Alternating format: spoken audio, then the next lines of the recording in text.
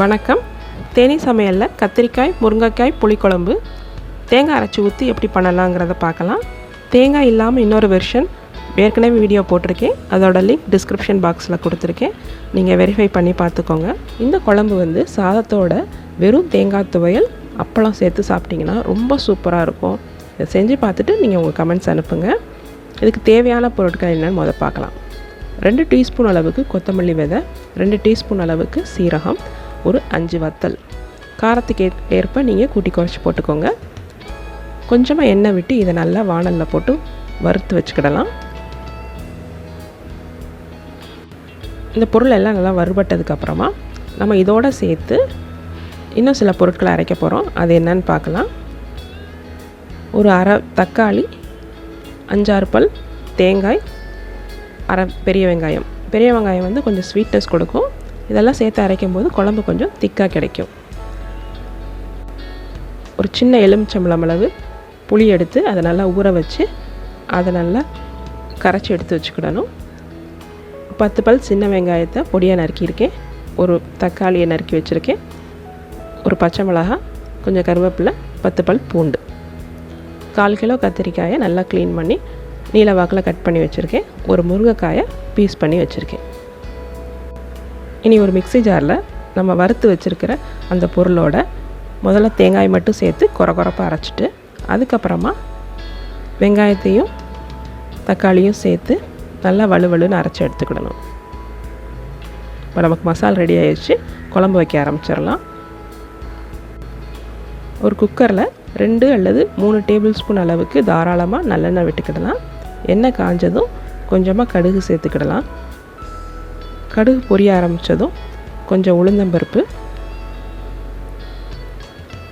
கொஞ்சமாக வெந்தயம்.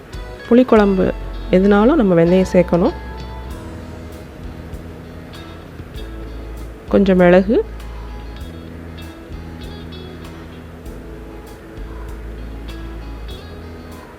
இதெல்லாம் பொரிஞ்சதும் நம்ம கருவேப்பிலையை ஆட் பண்ணிக்கிடலாம்.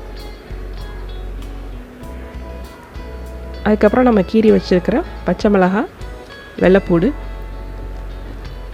போட்டு நல்லா வதக்கிட்டு அதுக்கப்புறமா அறுத்து வச்சுருக்கிற சின்ன வெங்காயத்தை இதோடு சேர்த்து வதக்க ஆரம்பிக்கலாம்.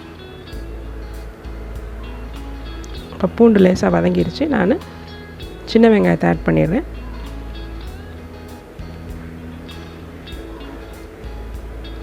சின்ன வெங்காயம் ஓரளவுக்கு வதங்கினதுக்கப்புறமா நம்ம அறுத்து வச்சுருக்கிற தக்காளியும் இதோடு சேர்த்து தக்காளியை நல்லா மசிகிற அளவுக்கு வதக்கணும்.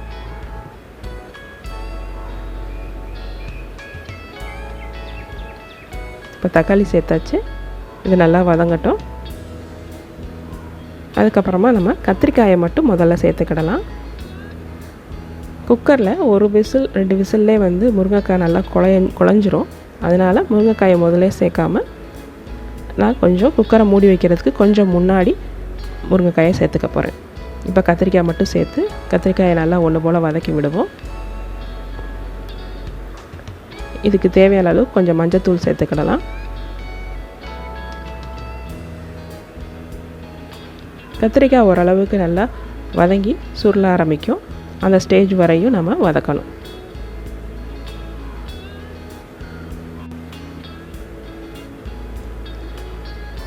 கத்திரிக்காய் ஓரளவுக்கு வதங்கினதுக்கப்புறமா நம்ம அரைச்சி வச்சுருக்கிற மசாலா இதோடு சேர்த்துடலாம். நல்லா ஒன்று போல் மிக்ஸ் பண்ணி விட்டு மசாலா பச்சை வாடை போகிற வரையும் நல்லா கொதிக்க விடுங்க.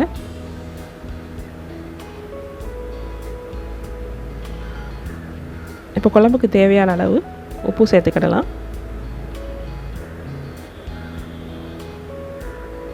நல்லா மிக்ஸ் பண்ணி விட்டுருவோம். இந்த ஸ்டேஜில் நான் முருங்கைக்காயை சேர்த்துக்கிறேன். ஏன்னா இனி தண்ணி ஊற்றி நம்ம கொதிக்க தான் வைக்க போகிறோம்.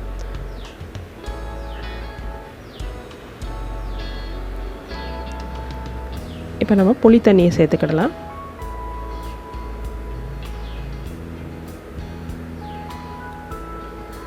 இது போக உங்களுக்கு இன்னும் தண்ணியாக வேணும்னா கொஞ்சம் தண்ணி சேர்த்து வேக வைக்கலாம்.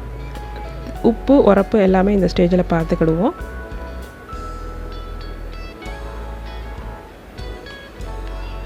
இப்போ நான் குக்கரை மூடி வச்சு 2 அல்லது 3 விசில் வேக விட்டுட்டு 5 நிமிஷம் சிம்மரில் போட்டுட்டு அடுப்பு ஆஃப் பண்ண போகிறேன்.